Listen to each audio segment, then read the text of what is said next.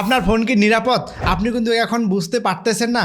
এই মুহূর্তে আপনার ব্যক্তিগত ডাটা, ছবি এবং ফেসবুক অ্যাকাউন্টের পাসওয়ার্ডগুলো কিন্তু ঝুঁকির মধ্যে আছে। আজকের ভিডিওতে আমি আপনাদের সাথে শেয়ার করব এরকম 7টি টিপস অ্যান্ড ট্রিক্স, যেগুলো জানলে আপনার ফোনকে আপনি সিকিউর করতে পারবেন। তাই ভিডিওটি না টেনে শেষ পর্যন্ত মনোযোগ সহকারে দেখবেন। নাম্বার 1, প্রথম ভুলটা আমরা কম বেশি কিন্তু সবাই করি। দেখা গেল আমাদের একটা অ্যাপসের প্রয়োজন, সেই অ্যাপসটা আমরা প্লে স্টোরে খুঁজে পাচ্ছি না, তখন কিন্তু আমরা বিভিন্ন ওয়েবসাইট থেকে ডাউনলোড করে সেটা ইনস্টল করি। তখনই কিন্তু আমরা বিপদে পড়ি। কারণ হচ্ছে যখন আমরা অ্যাপসটা ইনস্টল করি তখন ওই অ্যাপসের মধ্যে কিন্তু ম্যালওয়্যার আসে, যার ফলে কিন্তু সেই অ্যাপসটা ইনস্টল করার সাথে সাথে যারা হ্যাকার তারা কিন্তু ট্র্যাক করতে থাকে, আমাদের ফোনের সব কিছু ডাটা আস্তে আস্তে নিতে থাকে। একটা সময় দেখা যায় আমাদের ফোনটা হ্যাক হয়ে যায়। আমার সাজেশন থাকলো, আপনারা যখন কোনো অ্যাপস ইনস্টল করবেন অবশ্যই প্লে স্টোরে গিয়ে সার্চ করে দেখবেন যে প্লে স্টোরে সেই অ্যাপসটা আছে কি না। যদি অ্যাপসটা থাকে সেক্ষেত্রে আপনারা ইনস্টল করবেন, যদি না থাকে সেক্ষেত্রে ইনস্টল করবেন না। নাম্বার 2, গুরুত্বপূর্ণ বিষয় হলো অ্যাপ পারমিশন। যখন কোনো অ্যাপস আমরা ইনস্টল করি তখন কিন্তু বিভিন্ন রকমের পারমিশন দিতে হয়, সেটা কিন্তু আমরা কম বেশি সবাই দিয়ে যাই। এতে কিন্তু আমরা সমস্যার মধ্যে পড়ি। হ্যাকাররা কিন্তু এটা সিস্টেম করে রাখে। আমরা যে কাজটা করব সেটা হচ্ছে আমরা কোনো একটা অ্যাপস ইনস্টল করলাম, ইনস্টল করার পর অ্যাপ সেটিংসে গিয়ে আমরা যদি সেই পারমিশনগুলো, যেগুলো পারমিশন দরকার সেগুলো পারমিশন দিয়ে, যেগুলো দরকার নেই সেগুলো যদি বন্ধ করে দিই, সেক্ষেত্রে কিন্তু আমরা ডাটা লিক হওয়ার হাত থেকে কিন্তু বেঁচে যাব। এভাবে কিন্তু আপনি হ্যাকিংয়ের হাত থেকে বেঁচে যেতে পারেন। অবশ্যই আপনার একটা কাজ করবেন, যেই পারমিশনগুলো প্রয়োজন সেই পারমিশনগুলো দিবেন, যেই পারমিশনগুলো প্রয়োজন না সেই পারমিশনগুলো দিবেন না। যদি অযথা কোনো পারমিশন চাই সেগুলো বন্ধ করে দিবেন।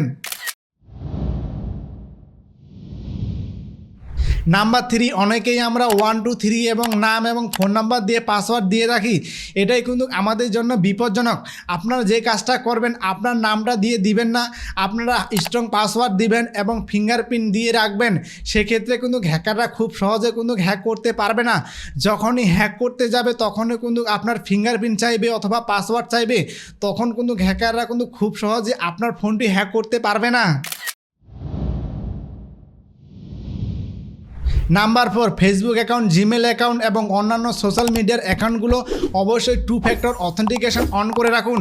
যখনই কোনো হ্যাকার আপনার ফেসবুক অ্যাকাউন্ট এবং জিমেল অ্যাকাউন্টে লগ ইন করতে যাবে তখনই আপনার ফোনে কিন্তু একটা ওটিপি যাবে। তখনই কিন্তু আপনি বুঝতে পারবেন যে আপনার অ্যাকাউন্ট কিন্তু হ্যাক করার চেষ্টা করতেছে। তখনই কিন্তু আপনি সচেতন হয়ে আপনি কিন্তু পাসওয়ার্ডটি পরিবর্তন করে আপনার অ্যাকাউন্টকে সেভ করতে পারবেন।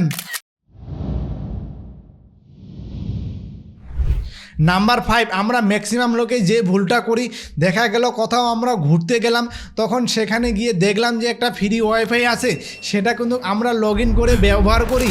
তখনই কিন্তু আমরা সমস্যার মধ্যে পড়ি। তখন আমাদের যে ব্যক্তিগত ডাটা আছে সেগুলো কিন্তু চুরি করা শুরু করে। আপনারা যে কাজটা করবেন, ফ্রি ওয়াইফাই যদি একান্তই প্রয়োজন হয় সেক্ষেত্রে শুধু যতটুকু দরকার ততটুকু ব্যবহার করবেন। অবশ্যই আপনারা কোনো ব্যাঙ্ক অ্যাকাউন্টের সাথে কোনো লেনদেন করবেন না এবং ব্যাঙ্ক অ্যাকাউন্ট লগ ইন করবেন না। এক্ষেত্রে কিন্তু আপনি সেফ থাকবেন। অবশ্যই আপনারা সতর্ক থাকবেন যে এগুলো ফ্রি ওয়াইফাই না ব্যবহার করার চেষ্টা করবেন। নাম্বার 6, অনেকে আমরা ফোনকে কিন্তু আপডেট দিতে চাই না। আপডেট না দেওয়ার ফলে কিন্তু আমাদের ফোনের যে ওল্ড ভার্সন আছে সেখানে কিন্তু হ্যাকাররা কিন্তু খুব সহজে ঢুকতে পারে বা ম্যালওয়্যার প্রবেশ করাতে পারে। যখনই আপনারা ফোনটা আপডেট দিবেন তখনই কিন্তু এগুলো অটোমেটিকভাবে ফিক্স হয়ে যাবে এবং আপনি হ্যাকিংয়ের হাত থেকে বেঁচে যাবেন।